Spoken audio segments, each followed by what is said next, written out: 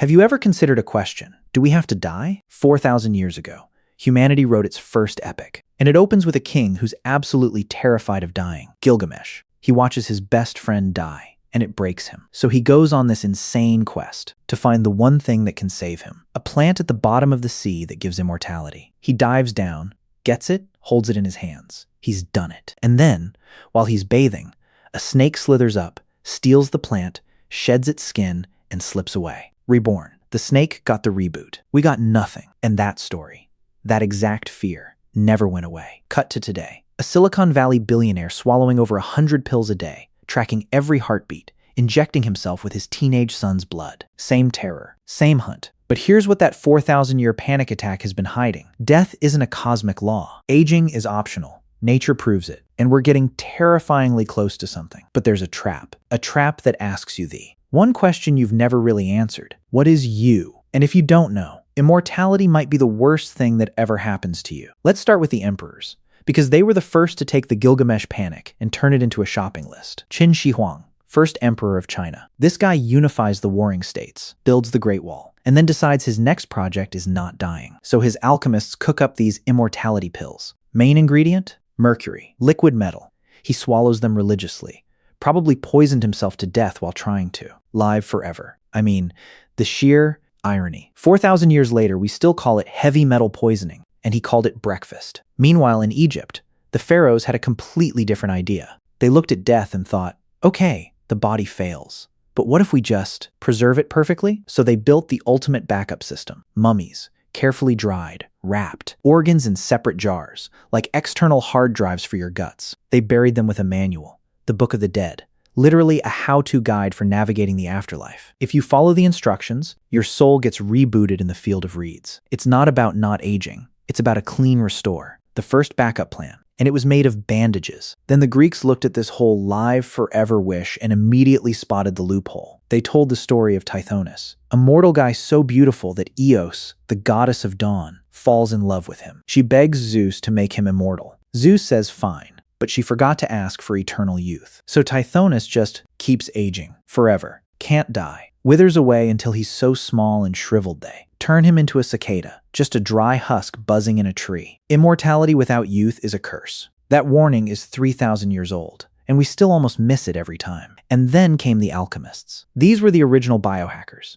mixing sulfur and lead in basements, convinced there was one substance that did two things at once: turn any metal into gold and make you live forever. The philosopher's stone. It wasn't fringe. Isaac Newton, the guy who invented calculus, spent decades secretly doing alchemy. His notes are filled with recipes for the Sophic Mercury, the smartest man of his age, chasing the same thing Qin Shi Huang died swallowing. We just swapped mercury for metformin and resveratrol, which brings us to the modern Qin Shi Huang, Brian Johnson. He's a tech entrepreneur who sold his company for $800 million and now spends $2 million a year on a project called, and I'm not making this up, Don't Die.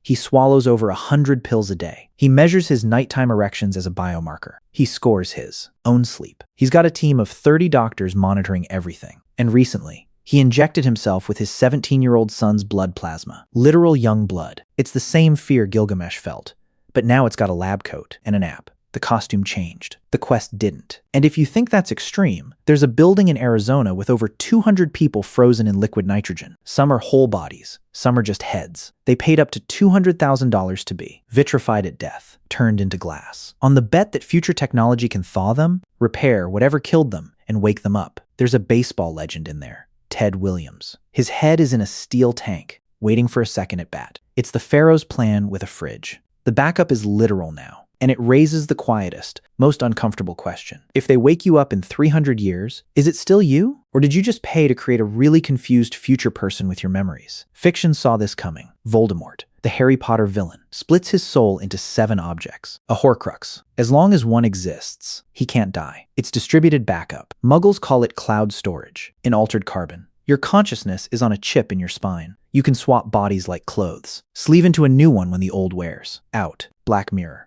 You can upload your mind to a digital heaven, a perfect simulation where you live forever. And here's the thing. Strip the costume off every single one of these. The mercury pill, the mummy, the cicada, the frozen head, the Horcrux, the digital heaven. They are all the same move. Every single one. They are trying to rescue the you, your consciousness, your point of view. off the failing body and move it to a new carrier. That's it. That's the 4,000-year project. Find a new container for the self. But here's where it gets wild. Nature already did it. There are creatures that just don't age. The immortal jellyfish, Turritopsis dorniae. When it gets stressed or injured, it can reverse its life cycle. Its cells transform. The adult jellyfish shrinks, retracts its tentacles, and becomes a polyp again, a baby. Then it grows up. Then it can do it again, endlessly. It's biological time travel. Hydra, that tiny freshwater polyp. Its death rate doesn't increase with age. It doesn't senesce. Naked mole rats. They barely age. They almost never get cancer. Nature is casually showing us that aging is not a law. It's a setting that can be changed. But look closer at those champions. And there's always a catch. The bristlecone pine. A tree in California is over 5,000 years old, older than the pyramids. Tortoises can live nearly 200 years, not tens of thousands, but still impressive. The Greenland shark.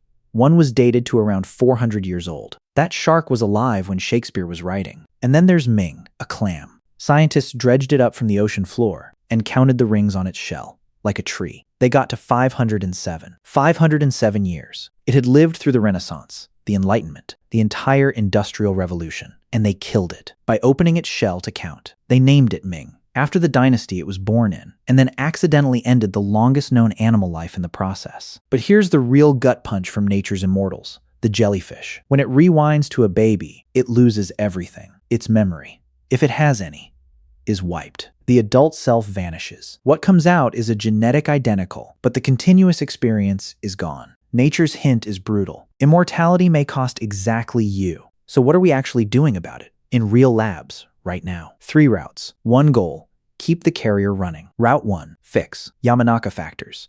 These are proteins that can reset cells to an embryonic state. Scientists have used them to rejuvenate old mouse cells, make them young again. Senolytics. Drugs that clear out zombie cells. These are cells that have stopped dividing but don't die. They just sit there, leaking inflammation, aging everything around them. Destroy them, and old mice run faster, live longer. And then there's the vampire science. Old mice given blood from young mice show rejuvenation in their brains, muscles, and organs. The young blood thing Brian Johnson did?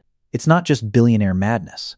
There's biology underneath. Route 2. Replace. Dolly the sheep. Cloned in 1996 from an adult cell. That was the proof. We can take old DNA and make a brand new body. Since then, lab-grown organs, stem cell therapies, 3D printed tissue. The body is becoming replaceable hardware. The carrier is getting an upgrade path. And then there's the chilling footnote. The only human cells that have truly achieved immortality. They belong to a woman named Henrietta Lacks. She died of cervical cancer in 1951. But her tumor cells, taken without her knowledge, are still dividing today. They've been flown to space, used to develop the polio vaccine, and there are now more of her cells alive by mass than she ever was. They are immortal, because they are cancer. The one human cell that cracked the code is the kind that kills you. Immortality, in its pure biological form, is a tumor. Route 3 is the one that scares people. Move. A company called Nectome can preserve a brain's entire synaptic wiring in near-perfect fidelity. Every connection, every synapse, the physical structure that might be you. The catch, and this is the catch of all catches. The process is 100% fatal. You must die first. It's the pharaoh's idea brought to its final, logical form. Kill the body, keep the brain's pattern, wait for technology to read it out. It's the ultimate backup. But it's a backup that requires your original to be destroyed. And that's where the whole project hits a wall. Because all 3 routes, fix, replace, move, they all sound like continue the carrier. But continue hides 2 completely different operations. And telling them apart is the most important thing you'll ever do. Imagine a candle. You want to keep the flame going. You can do it 2 ways. 1, you take a new candle, touch it to the old one, and the flame jumps. But you never let the old flame go out. It's the same flame, just now on a new wick. The continuity is unbroken. That's gradual fixing and replacing. You're awake the whole time, the you-ness flows forward. The other way, you light a new candle from the old one, and then you blow the old one out. The new flame looks identical. Same shape, same heat. But the old flame is dead. That's a copy. Now here's the teleporter. This is the thought experiment that makes it real. Imagine a machine that scans every atom in your body, transmits the data to Mars, and rebuilds you perfectly there, while vaporizing the original here. The person who steps out on Mars has all your memories. They remember stepping into the booth. They feel like you. But what if the machine didn't vaporize? The original? You'd be standing here, watching another you wave from Mars. That's obviously a copy. And here's the kicker. Adding and also we vaporize you doesn't suddenly send your point of view to Mars. It just kills you. The copy still exists, but you don't. Your consciousness doesn't magically teleport. It ends. So if uploading your mind is just a really fancy version of that, scanning your brain and simulating it, then it's the second candle. A perfect you lives on. And you die, which means uploading may be death. In Immortality's costume, the most tempting trap ever built. A digital heaven that has nothing to do with saving you. It saves a pattern, not the experiencer. And this is the gate, not an engineering problem, a philosophical one. And it's not for engineers to solve. It's yours. So, do we have to die? No. And I mean that. Death isn't a law. Aging is optional. Nature proves it, and science is proving it again. The roots that keep the flame burning, the gradual fix, the replacement parts, the biological rejuvenation that keeps you awake and continuous. Those are becoming real. They keep the real you, the thing looking out from behind your eyes. But one gate remains, and it's not about technology. When someone rolls that teleporter up to you, or that brain scanner, or that upload button, and says, "Step in, you'll live forever," you have to decide. Do you step in? Do you trust that the continuity is real? Or do you fear it's a copy? And how you answer, that hides what you think you even are. Are you a pattern that can be moved? Or a flame that must never go out? For 4,000 years, we thought the hard part was how to keep living. It was always, first figure out whether the one who lives on is still you.